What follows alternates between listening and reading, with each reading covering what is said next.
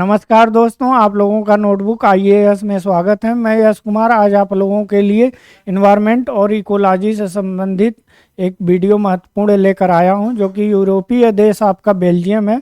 वहां पर एक कानून पारित किया गया है और उसी कानून के संदर्भ में चूँकि भारत में भी वह रिलेवेंट रहा है और विश्व के जितने भी देश हैं हर देशों के लिए वर्तमान समय में यह टॉपिक महत्वपूर्ण है। इसलिए यह वीडियो आइए हम लोग देख लेते हैं क्या है इसके संदर्भ में, डिटेल से चर्चा करते हैं। आइए हम लोग देख लेते हैं। बेल्जियम जो यूरोपीय देश है, यहीं की संसद द्वारा वहाँ पर फेडरल सिस्टम है। फेडरल सिस्टम वो होता है जहाँ पर राज्य और केंद्र दोनों की शक्तियाँ लगभग समान होती हैं। तो और भारत में जो सिस्टम है वह यूनियन सिस्टम है। कहीं ना कहीं भारत में जो केंद्र है, केंद्र की सरकार है, वह मजबूत होती है, या केंद्र की जितनी भी चीज़ें होती हैं वह राज्यों की अपेक्षा मजबूत होती हैं।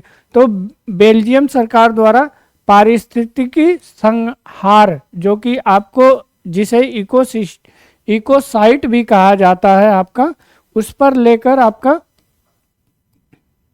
अभी एक कानून बनाया गया है, जिसके द्वारा राष्ट्रीय और अंतर्राष्ट्रीय स्तर पर इसे अपराध की श्रेणी में शामिल किया गया है। अगर हम लोग देखें यहाँ पर राष्ट्रीय, तो समझ में आता है कि वहाँ पर कोई भी ऐसी घटनाएं होती हैं जो पारिस्थितिकी संहार को लेकर, तो वह तो अपराध ही है। अंतर्राष्ट्रीय अपराध के रूप में कैसे मान्यता, मान लीजिए यह बेल्जियम देश है और यह दूसरे देश हैं, तो यहाँ पर अगर कोई घटना घटा उससे लेकर पारिस्थितिकी को लेकर, तो यह तो अपराध माना ही जाएगा। सुपर दैट विश्व के अन्य देशों में कहीं भी अगर यह घटना घट रही है इससे रिलेटेड या ऐसी ही, तो यहाँ पर जो लिस्टिंग की जाएगी वह भी अपराध की श्रेणी में की जाएगी कि इस देश में ऐसा अपराध हुआ है। आइए हम लोग आगे देखते हैं, जिसके कारण बेल्जियम ऐसा करने वाला यूरोप का पहला देश बन गया है। और इकोसाइट की प्रमुख विशेषताएं क्या होती हैं इसके बारे में देखते हैं। जंगलों में आग लगना, आप वर्तमान समय में देख रहे होंगे, जंगलों में आग मानव जनित या तो प्रकृति के द्वारा भी लगता है। अगर मानव जनित है तो वह अपराध की श्रेणी में शामिल किया जाएगा। जंगलों का अंधाधुंध कटाई, आप जैसे जानते होंगे जो अमेजन के जंगल हैं वह प्रतिदिन काटे जा रहे हैं, एक फुटबॉल मैदान के बराबर वह हर सेकंड काटे जा रहे हैं। तो वहाँ पर भी उसको भी अपराध की श्रेणी में शामिल किया जाएगा। वहीं कहीं इकोसिस्टम आपका है, पारिस्थितिकी स्थान, वहाँ पर अगर कोई कूड़ा कचरा डंप कर रहा है तो यह भी एक अपराध की श्रेणी में है। और नदियों में जो सीवर प्रवाहित हो किया जाता है वह भी आपका अपराध की श्रेणी में है। जबकि अगर आप विकास के नाम पर जैसे पेड़ पौधों की कटाई की जा रही है तो वह भी अपराध की श्रेणी में आपका आएगा।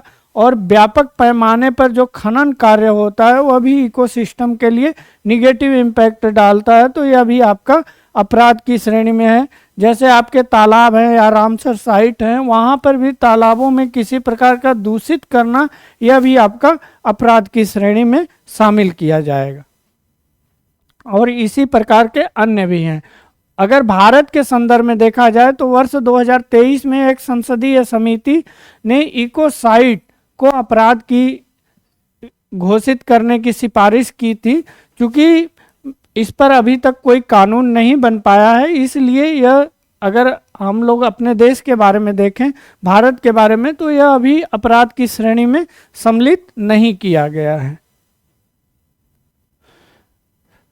अगर इसके प्रभाव के बारे में देखा जाए तो जितने भी हमारे जो क्रियाकलाप हैं उसके द्वारा जो होता है कि जलवायु परिवर्तन के कारण आपका खाद्यान्न जो है संकट वह पूरी तरह प्रभावित होता है, जिससे हमारी खाद्यान्न सुरक्षा है उस पर भी बैड इम्पैक्ट आपका दुष्प्रभावित हो रहा है, जिससे खाद्यान्न संकट या खाद्यान्न सुरक्षा की बात की जाए और जीव जंतुओं पर भी इसका नकारात्मक प्रभाव पड़ रहा है।